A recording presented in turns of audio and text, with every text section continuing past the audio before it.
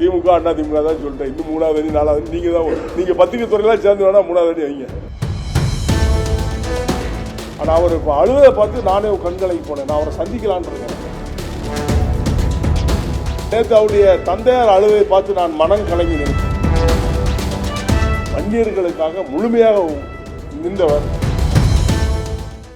அவங்க 2 பேரும் ஒன்னாச்சு. நேற்று அவருடைய தந்தையார் அழுவதை பார்த்து நான் மனம் கலங்கினேன். உண்மையிலே நேற்று நான் மீடியா பார்த்துட்டு ரொம்ப வருத்தப்பட்டேன். ஒரு சீனியர், ஒரு பெரிய ஆள், நானும் ஒன்னா இருந்து பயணம் பண்ணவேன். எனக்கு ரொம்ப வருத்தமா இருந்துச்சு. அதை பார்த்தோன்னே கொஞ்சம் வருத்தப்பட்டேன். நான் உங்கள்கிட்ட மீடியாவில் கூட எப்படியோ சொல்லிக்கலாம்.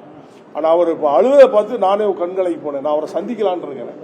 ஆறுதல் சொல்வதற்கு மட்டுமில்ல, ஆனால் அப்பாவையும் பிள்ளையும் சேர்க்கணுங்கிற மனப்பூர்வமாக தமிழக மக்கள் முன்னேற்றங்களை விரும்புகிறது. நான் பெருசலாகவே விரும்புகிறேன். அவர் அழுதல் எனக்கு தாக்கம் இருக்கிறது.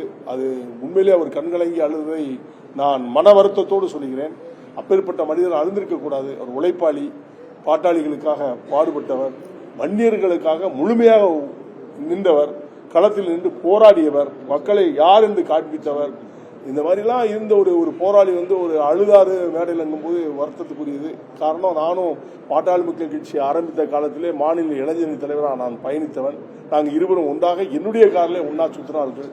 அப்படி இருந்த ஒரு பெரிய மாபெரும் தலைவர் கண்ணீர் வடிப்பதை நான் தமிழக மக்கள் முன்னேற்ற கழகம் வருந்துகிறது. நான் பெருசலாவே நான் வருத்தப்படுகிறேன்.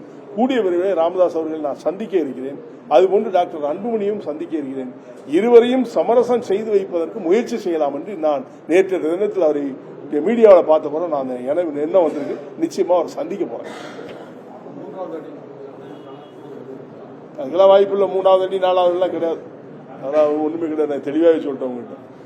திமுக அண்ணா திமுக தான் சொல்லிட்டேன். இன்னும் 3வது அணி 4வது அணி நீங்க பத்திரிகை துறையெல்லாம் சேர்ந்து வேணா 3வது அணி வைங்க.